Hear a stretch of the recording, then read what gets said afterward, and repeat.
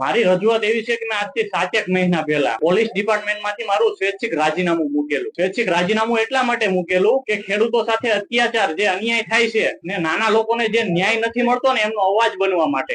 તેમ છતાં 7 મહિના આજે થઈ ગયા તેમ છતાં મારું રાજીનામું મંજૂર નથી થતું. એ બાબતે મેં એસપી સાહેબને લગભગ 7 વાર રૂબરૂ રજૂઆત કરી મૌખિક, કે જેમની મેં ચિઠ્ઠીઓ આમાં મારી પાસે છે.